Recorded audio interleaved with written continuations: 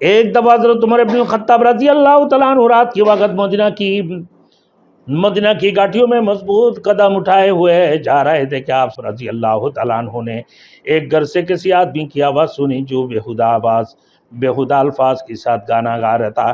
حضرت عمر رضی اللہ تعالیٰ عنہ نے فوراً اس کی گھر کے دیوار پھاندیا اور فرمایا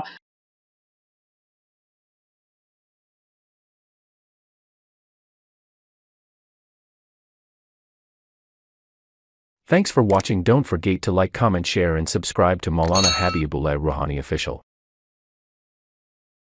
ایک دفعہ حضرت عمر بن الخطاب رضی اللہ تعالیٰ عنہ رات کی وقت مدینہ کی گھاٹیوں میں مضبوط قدم اٹھائے ہوئے جا رہے تھے کہ آپ رضی اللہ تعالیٰ عنہ نے ایک گھر سے کسی آدمی کی آواز سنی جو بےہودہ الفاظ کے ساتھ گانا گا رہا تھا۔ حضرت عمر رضی اللہ تعالیٰ عنہ نے فوراً اس کی گھر کے دیوار پھاندیا اور فرمایا اے خدا کی دشمن تیرا کیا حال ہے؟ کیا تیرا گناہ خدا تعالیٰ سے چھپ سکتا ہے؟ آدمی نے کہا امیر المومنین جلدی نہ کیجئے، اے امیر المومنین جلدی نہ کیجئے، اگر میں نے خدا تعالیٰ کی ایک نافرمانی کی تو آپ نے تو تین نافرمانی کی ہے۔ گانے کی آواز سنی جو وہ الفاظ کے ساتھ گانا گا رہا تھا۔ عمر رضی اللہ تعالیٰ نے سن کر فوراً اس کی آواز سنتے ہی وہ دیوار پھاندی اور فرمایا خدا کی دشمن تیرا کیا خیال ہے؟ کیا تیرا گناہ خدا تعالیٰ سے چھپ سکتا ہے؟ بری الفاظ میں گانا گا رہے تھے۔ تو سامنے نے کہا ہے امیر المومنین میں نے تو ایک گناہ کی، ایک نافرمانی کی، تو آپ نے تو تین نافرمانیاں کی ہیں۔ ایک تو آپ نے تجسس تو لگایا ہے، جبکہ اللہ تعالیٰ کا ارشاد ہے وَلَا تَجَسَّسُوا وَلَا تَجَسَّسُوا، سورۃ الحجرات میں ہے، آیت نمبر پر، یعنی تو مت لگاؤ، کسی کی عیب تلاش مت کرو، تو مت لگاؤ۔ دو صاحب دیوار پھند کر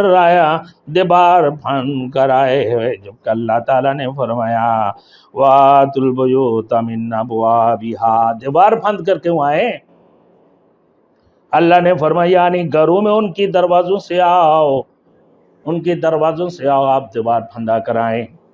جیسے نافرمانی ہے کہ آپ رضی اللہ تعالیٰ عنہ بلا اجازت اندر داخل ہوئے، حالانکہ اللہ تعالیٰ شان فرماتے ہیں لا تدخلوا بیوتا غیر بیوتکم حتی تستانسوا وتسلموا علی اہلہا، یعنی کسی کی گھر طلب اجازت کی بغیر داخل نہ ہو اور ان کو سلام کرو۔ حضرت عمر رضی اللہ تعالیٰ عنہ نے فرمایا کیا میری ساتھ نیکی کرو گے اگر تم مجھے معاف کر دو؟ اس آدمی نے کہا کہ ہاں۔ اس نے آپ رضی اللہ تعالیٰ عنہ کو معاف کیا، رضی اللہ تعالیٰ عنہ وہاں سے نکلے اور اس آدمی کو چھوڑ دیا۔ بری الفاظ سے گانا کہہ رہا تھا اور اس نے ادھر سے کہہ دیا وَلَا تَجَسَّسُوا، کسی کا عیب تلاش مت کرو۔ پھر کہنا وَآتُوا الْبُيُوتَ مِنْ أَبْوَابِهَا، دروازے سے داخل ہو، آپ تو پھلانگ کے آئے۔ تیسری بغیر اجازت کسی کے گھر میں داخل مت ہو جب تک اجازت نہ ملے، اور پھر سلام کرو۔ عمر رضی اللہ تعالیٰ عنہ نے فرمایا اب مجھے معاف کر دو۔ اس آدمی نے کہا کہ ہم نے آپ کو معاف کیا۔ آپ رضی اللہ تعالیٰ عنہ وہاں سے نکلے اور آدمی کو چھوڑ دیا۔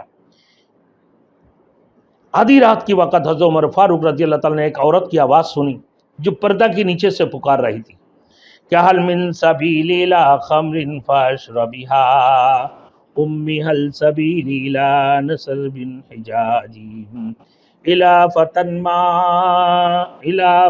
ماجد العراق مقتبل سال المحیا کریم غیر ملجاجی، کیا شراب نوشی کی کوئی صورت ہے یا نصر بن حجاج کے پاس جانے کی کوئی سبیل ہے؟ ایسا نوجوان جس کی جوانی بھرپور ہے، ایسا نوجوان جس کا جوانی بھرپور ہے، دبلا پتلا ہے، چہرہ ستواں ہے اور ضدی جھگڑالو نہیں ہے۔ یہ سنتے اب رضی اللہ تعالیٰ عنہ کی چہرہ پر غصہ کی آثار نمایاں ہو گیا۔ فرمایا کہ اس وقت میری ساتھ تو کوئی آدمی نہیں ہے جس کو یہ عورتیں پکارتی ہو، میرے ساتھ تو کوئی آدمی نہیں ہے جس کو یہ عورتیں پکارتی ہوں۔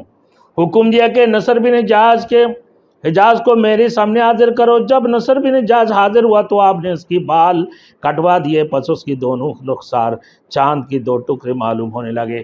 حضرت عمر فاروق رضی اللہ تعالیٰ عنہ نے حکم دیا کہ اس کی سر پر امامہ باندھو۔ چنانچہ ایسا ہی کیا گیا۔ پھر اس کو فرمایا کہ جس شہر میں رہتا ہوں، جس شہر میں میں ہوں، اس میں تم سکونت اختیار نہ کرو۔ پھر حضرت عمر فاروق رضی اللہ تعالیٰ عنہ اس کو بصرہ بھیج دیا۔ اس عورت کو اپنی جان کا خطرہ ہوا، جس کی بات عمر رضی اللہ تعالیٰ عنہ نے سن لی تھی، اس کی جان کی خطرہ ہو گئی، اب وہ ڈرنے لگی ہے۔ چنانچہ اس نے یہ اشعار حضرت عمر رضی اللہ تعالیٰ عنہ کو لکھ بھیجے ہیں: قل للامام الذی تخشى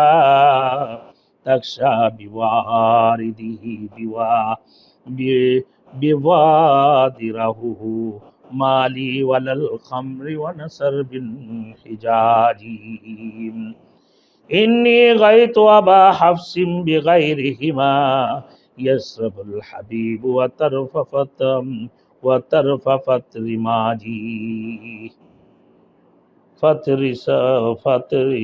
رماجی۔ امام وقت سے کہہ دو کہ جن کی غضب سے ڈرایا جاتا کہ میرا شراب یا نصر بن حجاج سے کیا تعلق، میری مراد تو ابو حفص ہے، جن کی آنکھیں رسیلی نسیلی اور نگاہ خمار آلود ہے۔ حضرت عمر رضی اللہ تعالیٰ نے اس کو پیغام بھیجا کہ مجھے تیری طرف سے خیر پہنچی ہے، میں نے اس آدمی کو تمہارے وجہ سے نہیں نکالا، بلکہ مجھے اس کی متعلق یہ خبر ملی تھی کہ وہ عورتوں کے پاس آتا جاتا ہے جن پر مجھے اطمینان نہیں ہے، اسی وجہ سے اس کو میں نے بصرہ بھیج دی ہے، لیکن تیرے باتوں سے تو مجھے بہت فائدہ ہوا ہے۔ اپنے رب کو کیا جواب دو گے؟ ایک آدمی نے چلا کر کہا امیر المومنین میرے ساتھ چلو، میرے ساتھ چلیں۔ فلاں شخص نے میرے ساتھ زیادتی کی، میرے مدد کریں۔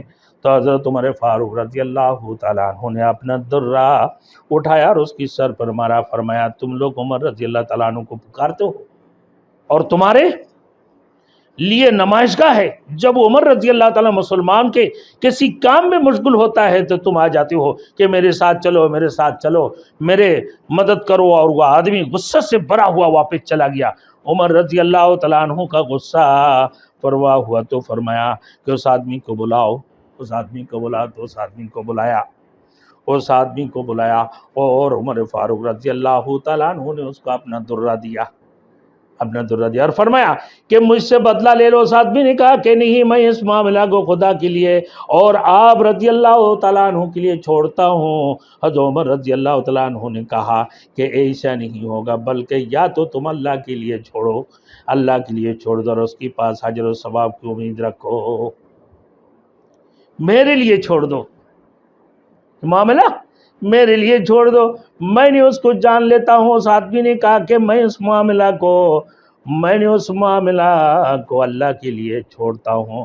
پھر حضرت عمر رضی اللہ تعالیٰ عنہ فرمایا کہ چلے جاؤ۔ اس کے بعد حضرت عمر رضی اللہ تعالیٰ عنہ چلتے ہوئے اپنے گھر تشریف لائے اور ہم لوگ بھی آپ کے ساتھ تھے۔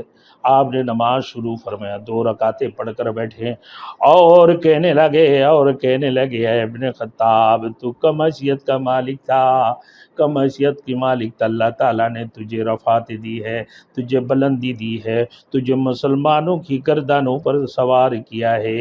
ایک آدمی آیا، اس نے تجھ سے مدد چاہی، مگر تو نے اس کو مدد کرنے کی بجائے اس کی سر پر مارا، تو اپنے رب کو کیا جواب دے گا؟ احناف کہتے ہیں کہ حضرت عمر رضی اللہ تعالیٰ اپنے ذات کو ملامت کرنے لگے اور میں جان گیا کہ آپ رضی اللہ تعالیٰ عنہ تمام روئے زمین کی باسیوں سے افضل ہے۔